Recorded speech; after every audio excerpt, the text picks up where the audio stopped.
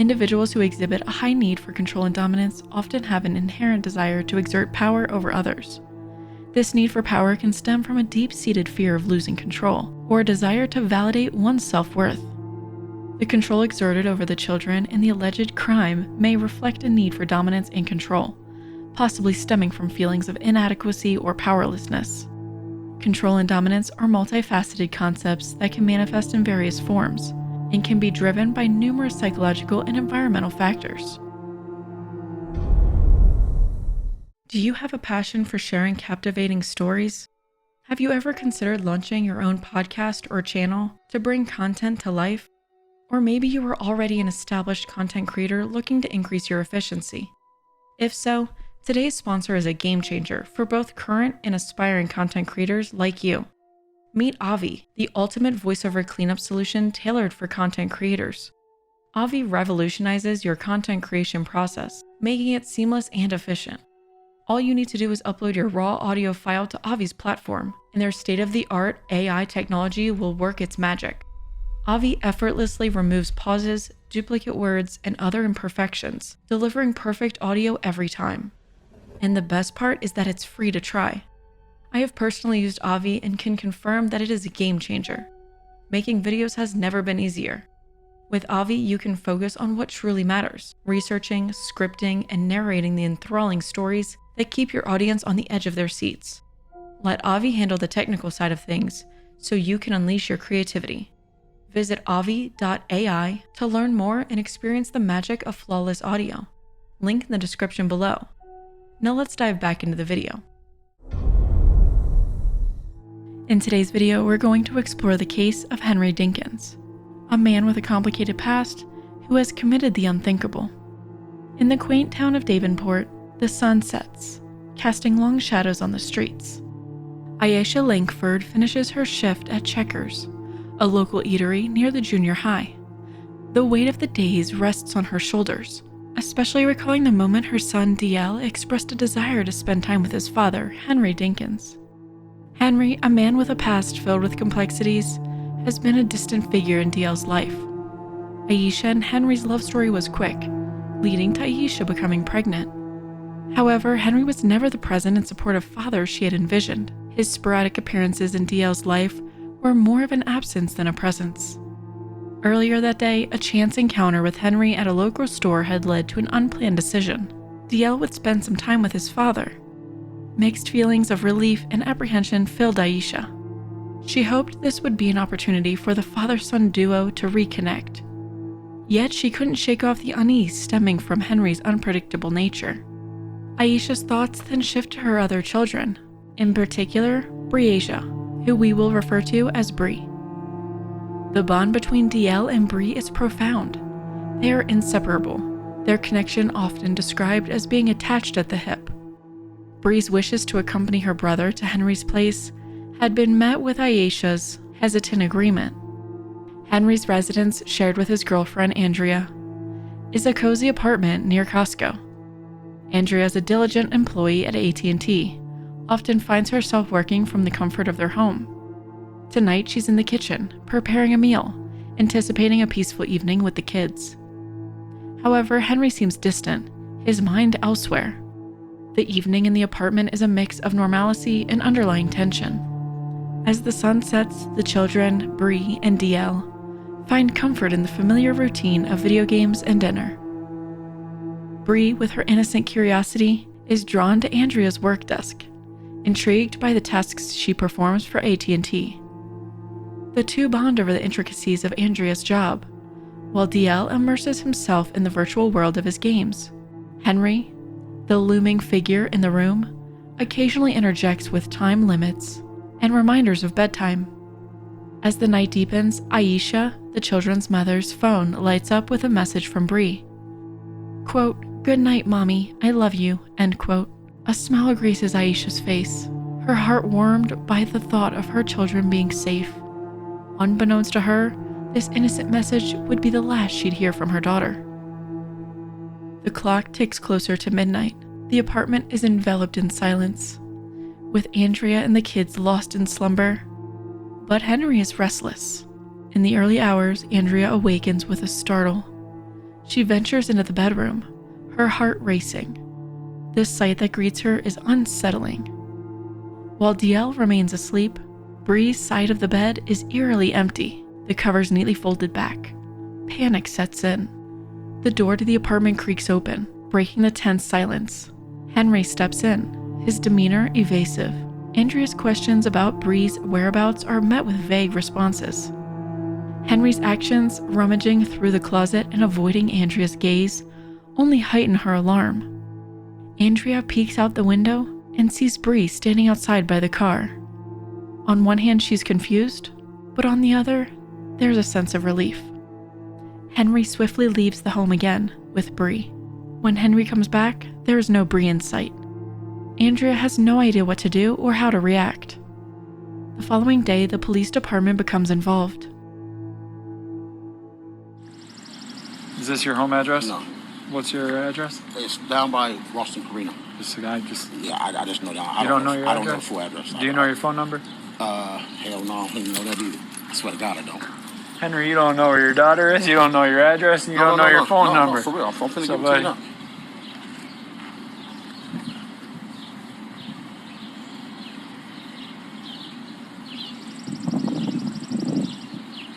You think I'll be lying, but... Well, no, it's just... It's kind of... Because I don't call myself. I know, but you gotta know your number. You gotta know your address. Well, like I said, I'm gonna still look. Okay. We don't know anybody out here, though. That's the thing.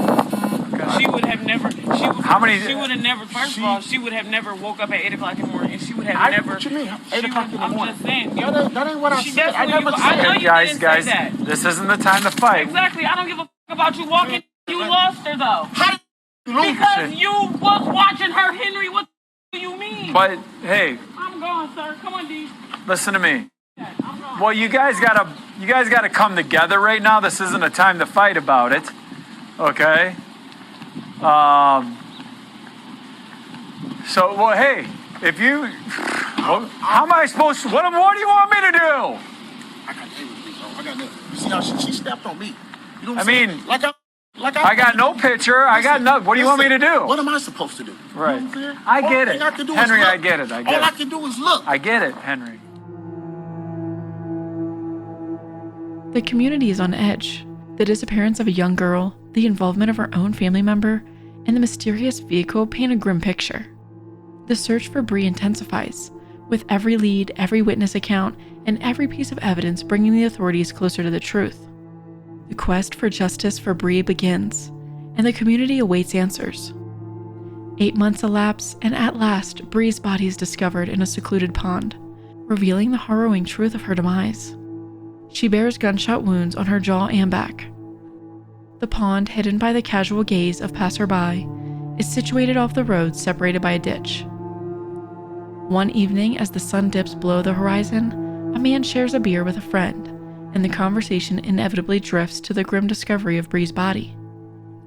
This casual conversation spirals into a formal questioning by officers, transforming the man into an official witness.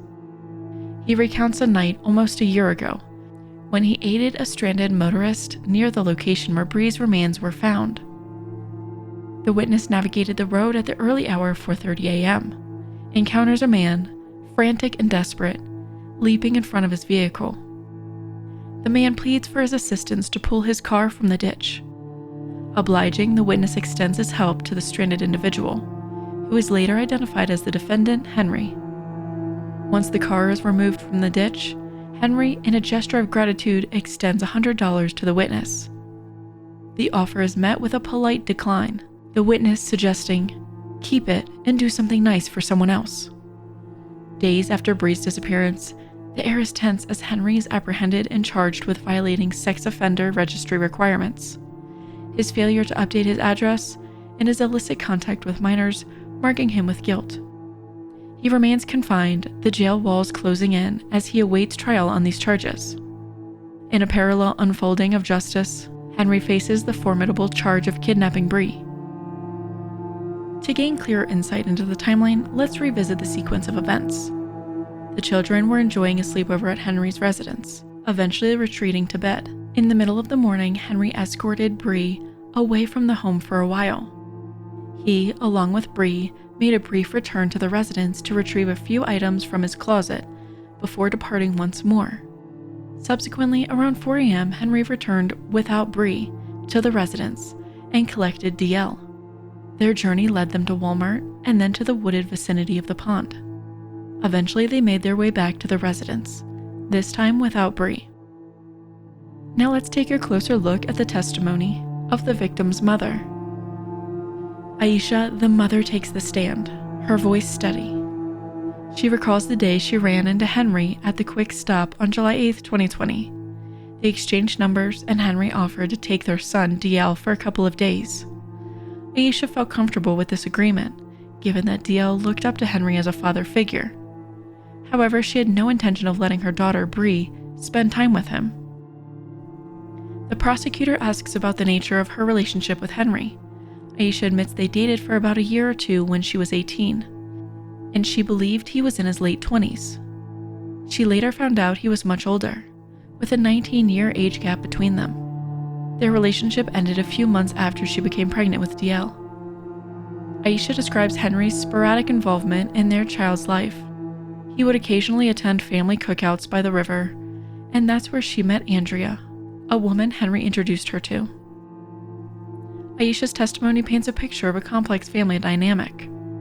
She speaks of her children's personalities, highlighting Bree's caring nature and her role as the secondary mom in the household. Bree had some disabilities, including issues with her right eye and hearing. It was a regular day and nothing seemed out of the ordinary. She had no reason to believe that it would be the last time she'd see her daughter. We will hear Aisha recount her perception of what happened leading up to the night that her children stayed with Henry. I was trying to get a hold of Mr. Dinkins' number because I knew he might have had some landlord numbers or whatever. And we were driving to a friend's house, and I had saw him at the Quick Shop on 53rd. Okay. And the tourist said, "That's my dad." So I pulled over, and we were talking. We exchanged numbers. He told me that he would take the tourist for a couple of days for me. Okay. And then so by virtue of that, were there concrete plans that were established there at the Quick Shop as to when Mr. Dinkins would be picking up DL? Yes, he said that he will come get the tourist on the 9th. And I said, well, just let me know so I'm able to call my mom because I had to work. Okay. All right. Relative to those plans, who did those plans include of your children? It included the tourist. And that was the only child to go? Yes. Okay. Did you have any intention for Breasia to go and spend a few days with Mr. Dinkins? No. All right. And did you even feel comfortable with Breasia going and spending a few days with Mr. Dinkins? Yes. Okay. But that was not the plan? No, it wasn't the plan. Where were you employed? I was employed at Checkers Rally on East Locust. All right. So just to set a perspective, are you familiar with Sudlow Junior High there on East Locust? Yes. Okay. Yeah, across the street, yes. Okay. Is Checkers located within that vicinity? Yes, ma'am. All right. So if Sudlow would be on the north side of, Locust Street, is Checkers on the opposite side, on the south side of Locust Street? Yes. Okay. What hours did you typically work at the Checkers there on East Locust? Typically, I worked at 11 to 4. All right. Were you scheduled to work on July 9th of 2020? Yes. Okay. And what was your scheduled hours, if you have some recollection? I had to work at 11 to 4, but I had stayed an extra hour because staff hadn't made it in yet. All right. So then you worked a little bit later than that afternoon? Yes. Okay. Okay, so let's go back to July 8th if we could. Now, you've run into Mr. Dinkins there at the Quick Shop. Is that correct? Yes, ma'am. At that point in time, then, did the two of you exchange numbers? Yes. All right. Did you not previously have his telephone number within your phone? I had his phone number, but I had rebooted my phone because me and an ex-girlfriend broke up, so I had switched my number and things and rebooted the phone. So I didn't have his number, it didn't save, and my mom couldn't pull it up or remember it. Now, let's take a look at Henry's interrogation. Henry has a very different perception of what happened that night. Henry's narrative unfolds to reveal his nocturnal ventures, a common occurrence in his routine. Upon returning to the home, he checks on the children sleeping. However, Bree is not in her bed. A wave of uncertainty engulfs him. As the interrogation progresses, we will hear Henry recount his perception of what happened that night. When I was there, I periodically checked on them, make sure they was good enough, because we had the air conditioner on, so I have to unplug it because it gets too cold. Okay. So I pretty much, like I said, when I realized that, and it's kind of odd because I never known Bree to ever leave, ever. Never, ever leave. It was just odd, you know what I mean? And when I realized it, like I said, I went looking around. Then when I came back, Andrea was up. She like, what's wrong? I'm like, man, something ain't right, I was freaking out a little bit. So she like, I'm like, man, I'll talk to you in a minute, Let me gotta figure this shit out. And, because I didn't want her stressing, So, and then when I came back, I grabbed Dink, and I'm like, man, he like, Dad, where is Bree? I said, I don't know. He's like, and then we rolled around, and I texted his mom. When I texted his mom, she was at work, and she was like, I'm like, hey, Bree's missing. She's like, well, stop playing with me. Stop playing with me, Henry. So I'm like, man, no, I'm not playing. I'm for real. You stressing out right now. It's not going to help us out right now. You know what I mean? Mm-hmm. We have to figure this shit out, So I was like, well, you're responsible, and it made me feel so fucking bad because, I am responsible, you know what I mean? Mm-hmm. But he was trying to tell us, like, give me information.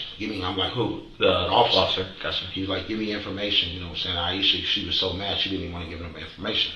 I'm like, all right, you got to get a man information. You have to, And then, she walked away. That's when I walked away because I was just as mad, Like, is you fucking serious? Mm-hmm. That's what I call her I. Okay. I'm like, And it made me mad, And I'm like, what the fuck, man? I'm like, yeah. Who doesn't give the fucking information? I don't have no picture of Bree. Andrea, Henry's ex-girlfriend, takes the stand. Andrea recalls Henry mentioning running into Aisha and discussing plans for their son DL to visit. The plans evolved, and Bree also came to stay. Andrea and Henry accommodated the children by giving up their bedroom and opting to sleep on an air mattress in the living room. Andrea recalls the tender moment of tucking them into bed before succumbing to sleep herself that night.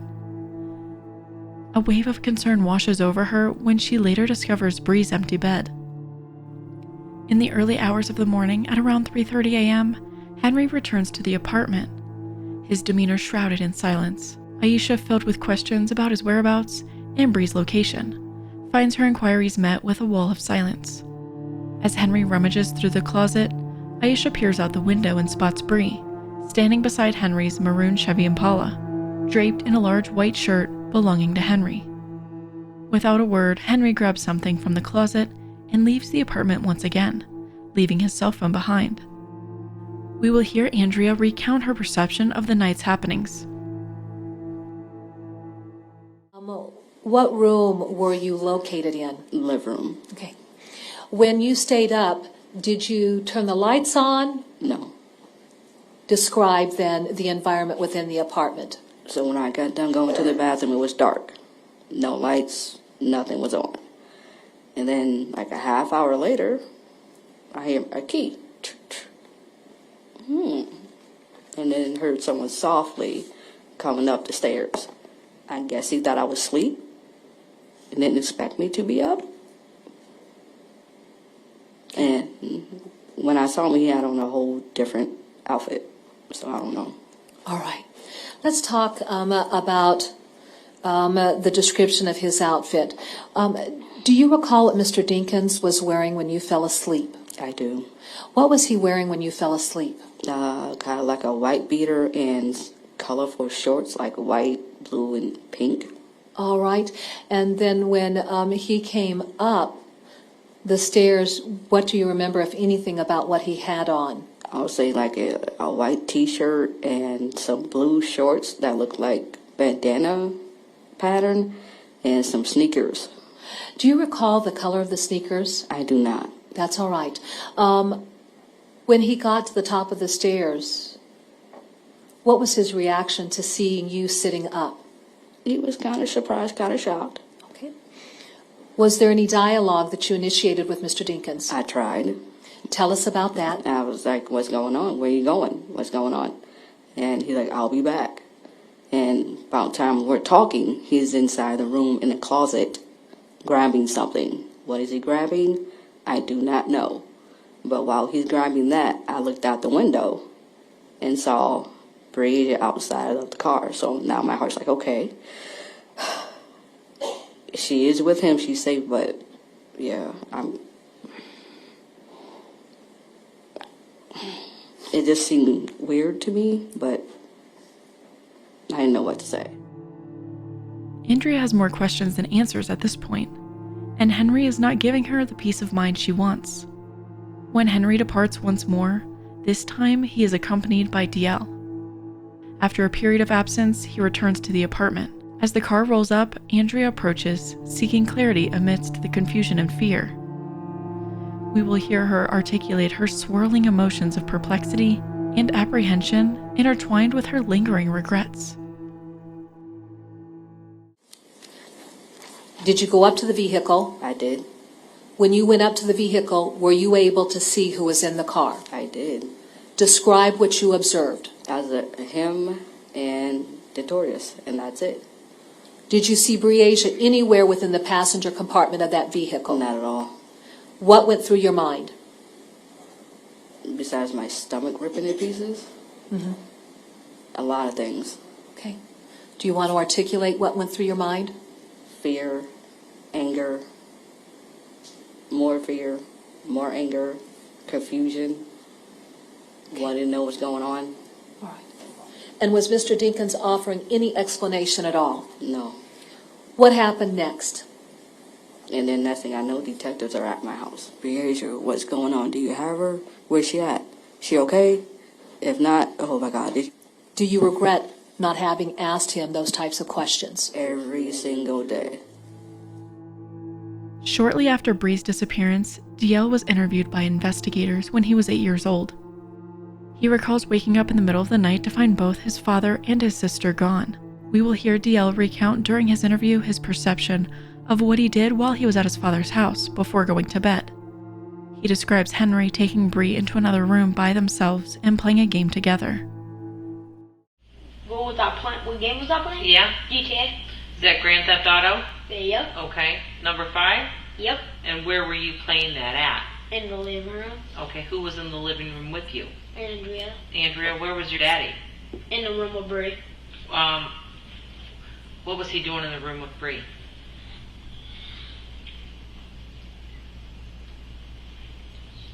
Well, what did I say again, Mom? Well, just think. Use your brain. What was he doing? Was he sleeping? No. Was the door open? Yeah. Door was open? Okay. Is there a game in there? Oh, I just forgot he was playing the game with Bree. He was what? Playing the game. What game? It's a jumping game. A jumping game? Okay. So he wasn't playing with you, he was playing with her? Yeah. Okay. Were you sad that he was playing with her and not you? Yeah. Okay, you were? Yep. I was mad. You were mad? Why were you mad? Because he didn't play the game with me. DL vividly remembers the final time he saw his sister. The investigator emphasizes that from DL's bed, the stairs remain out of sight. This is significant because during the interview with DL, there are moments when he is not upfront with information. Throughout the interview, moments of hesitancy have marked DL's disclosures, making his gradual openness and forthcomingness with information notably significant.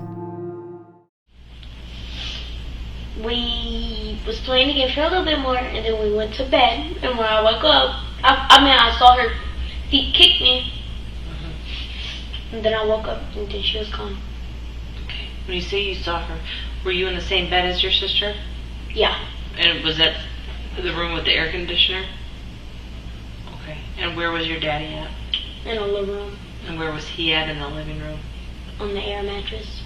Did you ever see your sister leaving the bedroom? You did? When was that? At nighttime. At nighttime? Were you in bed when you saw that? What did you see? I saw her walk downstairs with my dad. With your dad? And then he shut the door. Okay. You can't, right? Where did you see your dad's sister? In here. Walking down the stairs. From the bed, you can't see the stairs, though, right? So you just knew they went down the stairs? I peeked. Well, you gotta tell me that. What'd you peek? What'd you see? I saw my sister. They were walking down the stairs talking. Okay. And then they slammed the door. Then they slammed the door? Yep. Around the hour of 4 a.m., Henry collects DL, bringing him along for the journey. DL, with his 8-year-old perspective, views the unfolding of events through the innocent lens of a child. Their journey takes them to Walmart, gathering a few essentials for a fishing expedition. Subsequently, Henry parks his car at the roadside, instructing DL to remain within the vehicle while he joins others for fishing by the pond. DL, compliant, waits patiently in the car. It is during this interval that Henry finds his car stuck in the ditch. However, DL's interpretation of these occurrences diverges from this sequence. We will hear DL recount his perception of the morning's events with his father. He went fishing last night? Yeah. Oh, no, not in the last night. I'm sorry, this morning? Yeah. He went fishing? Were you there? Yeah, I was in the car. You were in the car? Which car were you in? That purple one. Purple one? Mm-hmm. Okay. So was this after you peeked and saw? Yeah. He went fishing. Who did he go fishing with? He said some 6 people. 6 people he saw. Then he gave them $100. He gave them $100 for what? For he can go fishing with them. So he could go fishing with them? Where were you? In the car. I had to sit in the car by myself. You sat in the car? Did you see your dad get anything out of the car? He complained he grabbed some bleach, and what I saw in his trunk, he pulled it out. It was a knife. He had some bleach? Mm-hmm. And a knife? Yeah. Bleach and knife. What kind of knife? It's some big knives. So you saw him grab a bleach and knife out? Yeah. Where were you at when he was fishing? I was in the car. I know, but and where when was we he? went to his house, when we went back to his house, he forgot something. He went in the house to grab his big old knife, and then he put it in his trunk. DL distinctively recalls the pungent aroma of bleach that morning, observing his father employing it as a cleaning agent. He witnesses his father dispensing the bleach over shrubs and utilizing it to purify the knife. His trunk? And then he washed it off. He washed off what? The knife. Washed it off with what though? Some bleach and some a rag. He washed it off with a rag. With a rag? Where was the rag at? Car. In his car? Okay. He told me he went fishing. But he left you in the car? Yeah. Okay. And then you saw him with bleach and a knife? Yeah. Okay. Big knife. A big knife. And he cleaned it? Yeah. Okay. So he got the knife. Did he take the knife somewhere? In his trailer. Bleached it up and then he cut something with it. What did he cut with it? Did it have blood on it? I don't know. What did he cut with it? I have no idea. Where did you see him cutting something with it? He had to cut some, because they said there was blood on the knife. Who said that? The people downtown. At the police department? Yeah, down here. No one said that. But you said that he took it out of his trunk. What else did he take out of his trunk? Nothing to bleach, and that's all. Okay. The bleach, was it in a bottle? You know, got a container that you pour the bleach in? Yeah. Do you know where he got that container from? Did he only get the bleach and the knife out one time or more than one time? Or something? Only one time? And that was where? Or his trailer? His trailer, and then he dropped me off. Did he go in the trailer? Yeah. What did he do in the trailer? Wipe his knife off. So he wiped his knife off Yeah, there? he also had the key. The key to the trailer? Okay. Were you in the trailer when he wiped his knife off? No? He was by the door. He was That's by... what I knew. Okay. Everybody was staring at him because he had the knife. So there was other people down there? Yeah. How many people were down there? 2. And what did they look like? They were like... It looked like they were about to call 911. Okay. But they pulled off their phone. Did you go in the trailer with them? Did your daddy say anything about the trailer? He just told me don't tell y'all. Why is that? He told me don't tell y'all where the trailer's at. Why did he not want us to know about it? Because he was afraid. Of what? Oh, y'all. What? He was afraid of y'all. Why would he be afraid of us? Because he don't know you. Did he say that he would do something to you if you told? Yeah, he whooped me. He told you. When did he tell you that? Huh? When did he tell you that? When we was at the house, he said, if you tell anybody that I got 100, if you tell anybody that I got a trailer, I'm going to tear you up. At this point, DL has revealed a considerable amount of his recollections from that night. However, as time progresses, he withdraws statements and exhibits reluctance in divulging further. A sense of frustration intertwines with his interactions with the investigator and the resurgence of his own memories. DL asserts that certain details he previously shared with the investigator were a joke. So he took you down to Reds and he got stuck in the mud? Yep. Okay. Did he get anything out of the car down there? Knife and bleach. At Reds? No! Okay, at Reds.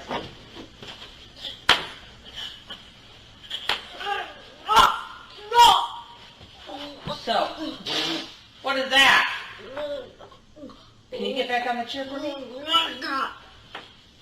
I know that you were with your daddy for about 2 hours. Do you know that? And there's a lot of places that you and your daddy went. Not a lot. Okay, well there's more than what you're telling me. So I know that when you left... I don't know a lot. Okay. But you haven't told me everything, right? Remember, I'm a detective, and I can tell if you haven't told me everything. What haven't you told me? I don't know. You also talked about a red truck.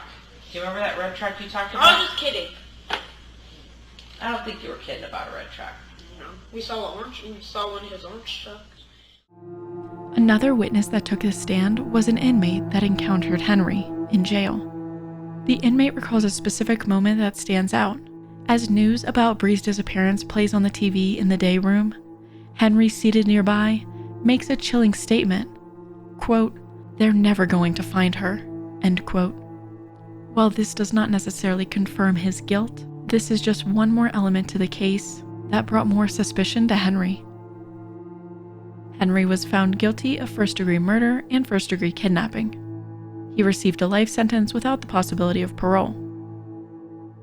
Henry's actions seem to be characterized by impulsivity, secrecy, and a lack of empathy. His nocturnal activities and the secretive manner in which he conducted them suggest a possible inclination towards deceptive and manipulative behavior.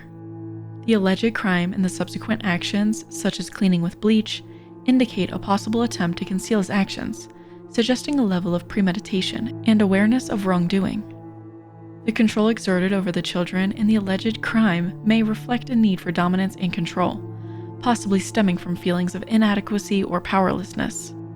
Control and dominance are multifaceted concepts that can manifest in various forms and can be driven by numerous psychological and environmental factors. Individuals who exhibit a high need for control and dominance often have an inherent desire to exert power over others. This need for power can stem from a deep-seated fear of losing control, feeling of inadequacy, or a desire to validate one's self-worth. Control and dominance can manifest through manipulation and coercion, where individuals use deceptive and forceful tactics to influence the thoughts, feelings, and actions of others. This manipulation can serve as a tool to maintain power and control in relationships. In Henry's case, this may have been why he targeted children, as they are easier to overpower and control. His abusive nature is nothing new, as this is something he has been doing since the 90s. There is no telling how many more times he has committed these crimes on young individuals, as this seems to be a deep-seated mental stimulus for him. For Henry, it seems his urges have overtaken him, and he went to extreme measures to conceal his crime by committing another one. In his mind, he may have believed that the only way of silencing Bree was to remove her from the equation. Do you believe the circumstantial evidence is enough to convict Henry? Do you think this was premeditated or impulsive? We want to give a big thanks to everyone on Patreon. We want to give a big shout out to Nexus, Big Pepperoni Pizza, Chrissy R, Catherine D, Tony S, Jennifer S, Tiffany D, Dulce P, Emily H. If you want to watch ad-free and uncensored versions of all Wicked videos, feel free to join our Patreon, link in the description. Thank you for watching, and join us next time when we explore the psychological maze of some of the most wicked people.